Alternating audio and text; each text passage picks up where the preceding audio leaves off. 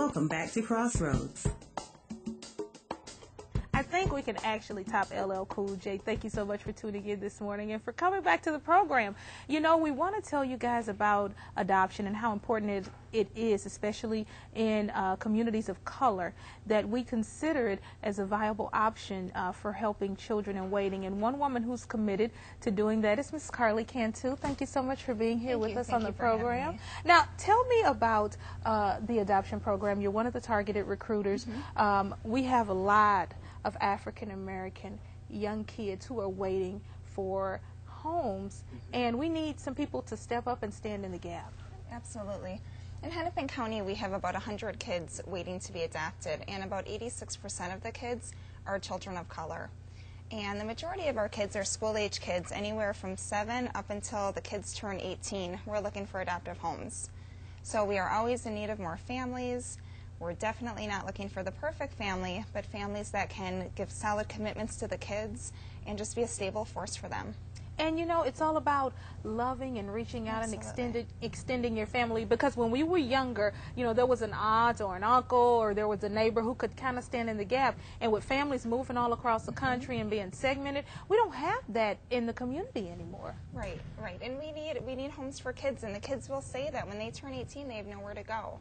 We always hope that kids can go back to their biological family members, but when that can't happen and we need to look for a new home for the kids, we need families to step up to the plate and provide, again, solid commitments for the kids. They need a lot of structure and consistency, but we also need families that are flexible. And families who just have a lot of love to give. Yep, exactly. And, you know, my husband and I were thinking about it, you know, bringing in a kid to the home. And it doesn't have to be a two-parent family, does it? No, it's definitely not. Single-parent families, two-parent families, heterosexual couples, homosexual couples, any family makeup works for our kids. And so is it a long process? Is it drawn out? You know, sometimes people say, oh, it takes too much. Not really.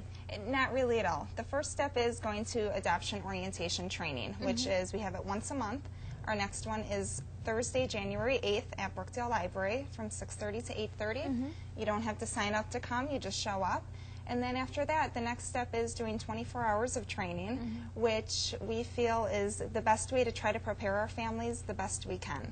So you go through the training, you have a home study written, and then we start the matching process. And you've brought Darius here with you, handsome Darius, I call him. Thank you so much for being here. He's like, yeah, I'm kind of handsome. Now, Darius is one of the kids in waiting, right?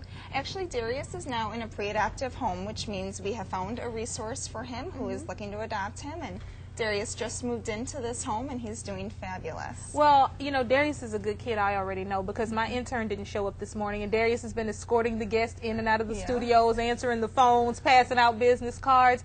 How important is it, Darius, for people to sign up and to help kids like yourself? It's real important because, like, there's a lot of kids out there that are going through a lot, because, like, most of these kids want to give up, you know, like, especially teenagers. They want to give up because they feel like they have no hope. So it's very important for parents to start, like, getting into this and adopting teens, because, like, there's kids that are going through a lot and they need that support, that love, and that care to carry them on. So you're in your pre-adoptive program right now. What does that mean to you? Oh, it means a lot. It was a blessing to me because I've been through a lot, and, like, once they came along, it was like, thank God, you know, because me and my brother could finally be together in the same home. I could go to school. I can do what I need to do, have friends over. You know, it was a big change for me, so it's going great. Really? Yeah. So you're enjoying yourself, and it's just that stability and getting that love and attention that you need right now, right? It's really nice. So. And, you know, I'm looking at you, and you're sharp, and he's smart. I can tell he's intelligent. And these are the kind of kids that are waiting for a family. Yeah, there's a lot of them out there. Like, I always used to, like, think like I wasn't, like, good enough for some people because I never had the stability. I was in and out of foster homes, in and out of placements, you know. And, like, once I got that love and caring, it kind of, like, set me down, like, in the place I need to be. I looked at life from a whole different viewpoint, so it was really nice. And, you know, hearing Darius' story is really, you know, tearing at my heartstrings.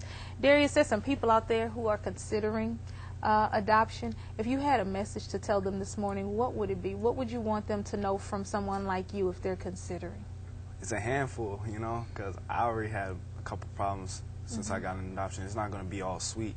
You got to be dedicated to it. You got to love them. So don't just jump into adoption if you're not going to be dedicated to what you're doing. You got to love the kid you want to adopt, you know.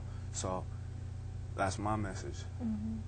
And Carly, that's so important because, you know, you get the kid and, you know, you watch TV and you think everything's going to be all rosy. But it's like a family. It's like any family. You know, any family has ups and they have downs, and you get through it together, right? Exactly, exactly. And on paper, the kids can seem intimidating. It can seem scary. But then you see how amazing the kids are, the great things they have to say, and it definitely warms your heart. Because I see Darius and I see a smart, intelligent young man who just needed, like you said, you needed some foundation, you needed some stability, needed someone to show you that they loved you, and he's able to succeed and do whatever he wants to do in life. And the good thing is the training hopefully helps prepare adoptive parents for having the kids come into their home. Social workers stay assigned to the case for a while, so there's a lot of supports we put in place to try to make these placements work. So how much fun are you having, really? Whole bunch. And your brother, you guys are... He's still getting on my nerves, but, you know, I love the kids. So. Well, thank you guys both for being here. Hopefully we have inspired some people today to get on board and to sign up. And Darius, thank you for holding on and being a good boy and a good man. I think you're really going to make a difference in the world. Thank you. And you guys stick around, don't go anywhere. We've got more on Crossroads. Stay with us.